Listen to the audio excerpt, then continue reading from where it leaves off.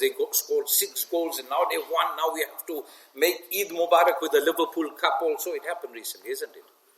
People were sending Eid Mubarak with the Liverpool thing. Yeah.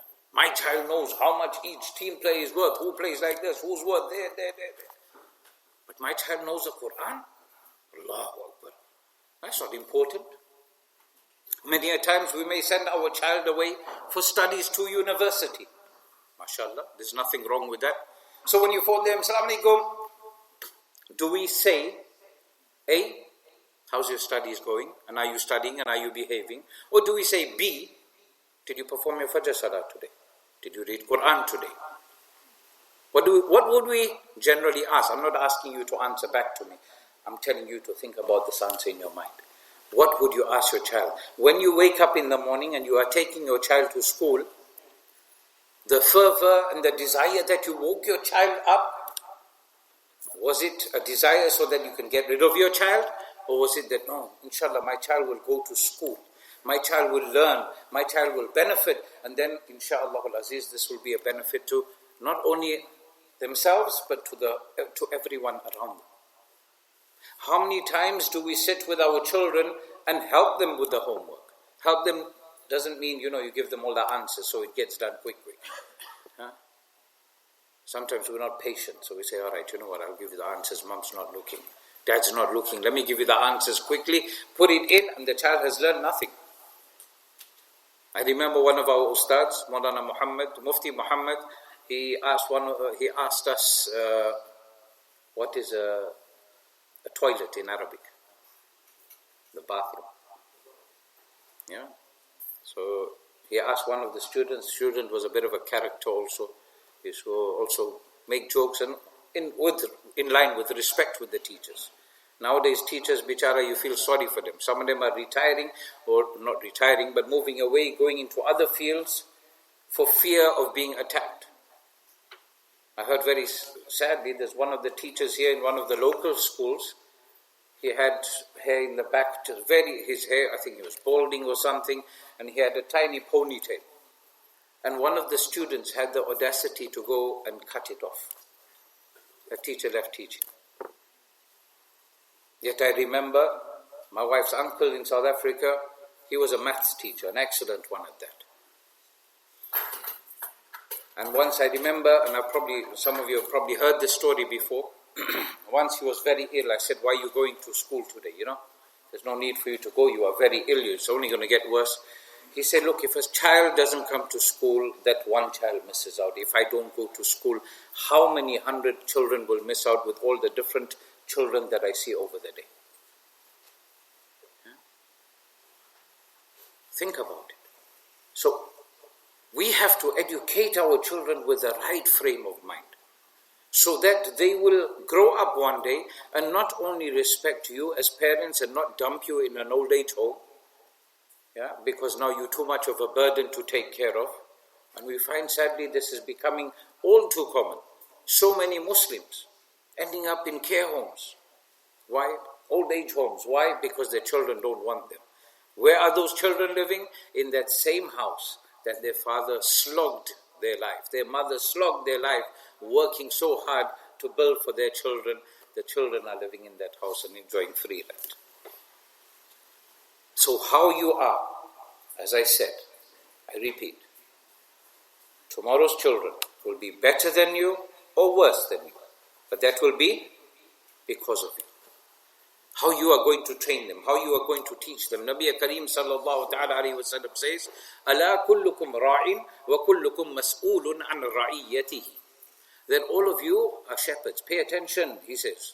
Allah, aga ho jao. Listen attentively. So he's about to say something important, that all of you are shepherds. And you will be asked about your flock. You have children, you will be asked about them. How did you bring them up?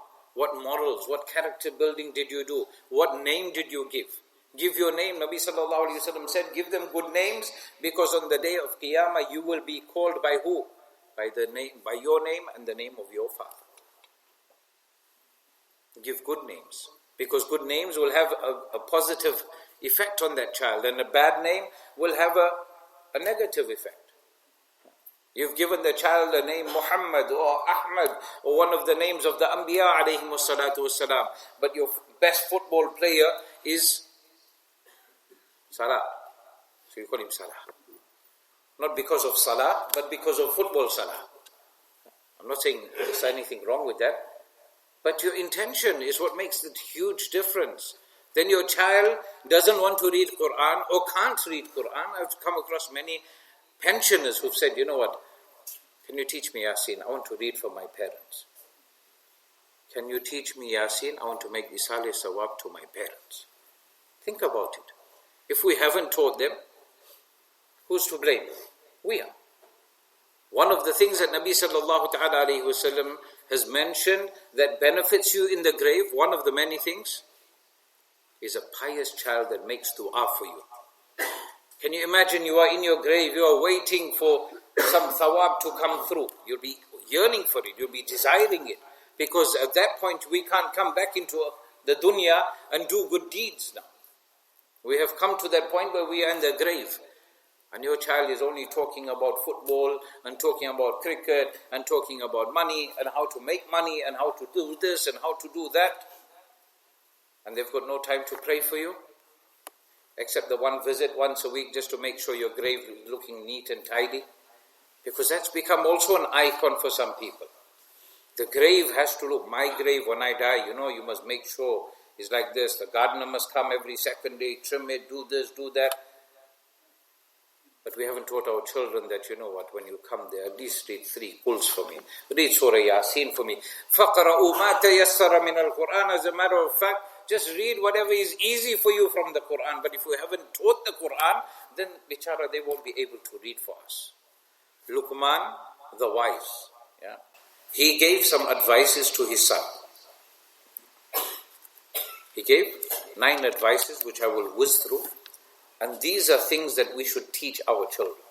If we have not taught our children this, remember, the madrasa is not the place where they are going to learn about love for Allah, love for Quran, love for Rasulullah sallallahu ta'ala alayhi wasallam, if you haven't taught it to them before they come to madrasa.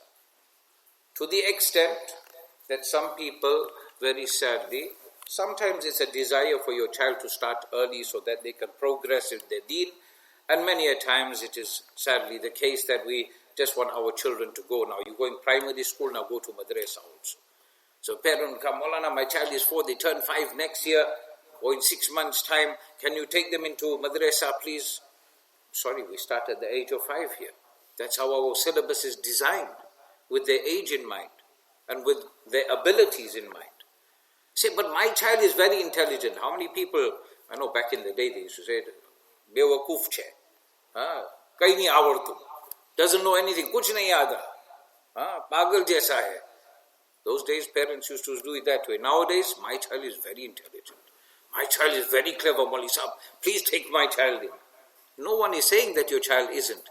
But that first 5 years, I know one Arabic teacher, actually, a teacher who is an Arab, he told me once, he says, in our country, I can't remember whether he was from Egypt or which of the Arab countries he was from, but he says to me, he says, in our country, up to the age of 10, 11, 12, we teach our children just to memorize. We try to teach them as much of Quran as possible, as much of ahadith as possible. And then, when they reach 10, 11, 12, now their understanding is getting better, we now teach them understanding of what they have learned. We have taught them understanding. The important thing for us is to ensure we give our children a good education. And I'm not talking just about madrasa here. Madrasa is a very important aspect, without a shadow of doubt. As a matter of fact, that is possibly one of the most fundamental things that keeps our iman intact and possibly brings us for salah, even if it's just once a week. Because we have that flame that was ignited by our teachers in our hearts, that flame, that desire to please Allah subhanahu wa ta'ala. That same one that even if you are in a drunken stupor, that reminds you of Allah Rabbul Izzati wal Jalal. That my Allah is watching me. But your school education, academic education is also just as important. Nabi Kareem sallallahu alayhi wasallam, today 12-year-olds can fly a plane on PS4. They can play the best FIFA 19, on Xbox or whatever it is that they play on. Nabi Kareem sallallahu alayhi wasallam at the age of 12 was doing international business. He was traveling with his uncle to Syria to go and do business. Today, can you send your 12-year-old to the shop and ask them to go buy something? They will more than likely come back with the item that you want, of course, but together with that, some extra things also because there was some change left over. Some sweeties or whatever it is to go with the mix. Educate your children. Money you can throw at them. The more you'll throw, the more you will spend on them. Wallahi al-azim, you're probably moving them further away from you. The more love, time and attention that you give, that will be beneficial for you. A man comes home from work one day, let me conclude on this, and his child, he's had a long day, his child comes to the door, daddy, daddy, daddy, as many children do. If your child doesn't do that, and you are a daddy, then you should be very worried. If your child doesn't get excited to see you when you come home, you should be worried. So this man comes home, his child says, Dad, Dad, Dad. He says, yeah, what? He said, Daddy, how much you make an hour? He said, get lost from here. You come here, come from work and you're asking me silly questions. Get lost from here. Dad afterwards, the child runs away. Dad feels bad afterwards after he's had probably his nice chai and meal and whatever. Now he's thinking, how foolish, I shouted my child for nothing. Let me go see him. So he goes to see, knocks on the door, goes into to his son's room and he says, yes son, okay, I'm really sorry about what happened. That's one lesson in itself. How many of us apologize to our children when we are wrong? We have to ask ourselves that question. So anyway, he apologizes. He says, look, I'm really sorry. What was that you were on about my salary? He says, no, I just want to know how much do you earn an hour. So he says, I earn $20 an hour. And just then, as the boy moves, a $10 slips out from under the pillow. Now dad is getting, hey, you got money there, you asking me how much I earn, what's your story? He say, well Dad, the reality is, I've got this $10, now that I know you earn $20, I need to earn another $10 so I can buy your time so you can sit down and have a meal with us. How many of us are in that situation? How many of us are lost in this dunya, where we are chasing behind wealth, that we've not spent time with our children, but we have given them every luxury, everything that we can afford and not afford. So many parents going into debt, especially at times of weddings, for the sake of your children. Why laughing? You go into debt. I know people that have gone into debt, got their child married, they're still paying the debt, but the child is divorced. Can you imagine how hard it must be making those payments? Simple. Islam teaches us simplicity. We want to say, no, we don't want simplicity. We want to do everything the hard way. No, it shouldn't be like that. Love your children. Your children have gone to school. When you pick them up, ask them, what did you do in school today? And pay attention, not while you're looking at your phone and driving. Pay attention to what they are saying. Speak to them. How was your day? How was everything? Is everything okay? Yeah. Oh, you need some help with this. Oh, you need to buy a PE kit. Okay, we'll go and get it on the weekend. Not, I've got to go. Me and my mates are going out for a meal. By your days of you and your mates was over the day you got married. If it's still happening, you and your mates is more important than your wife and children, or husband and children, then I'm sorry, you've got marriage all wrong. May Allah subhanahu wa ta'ala grant us understanding. Wa akhiru da'wana alhamdulillahi rabbil alameen wa ma alayna illa al-balaghul mubin.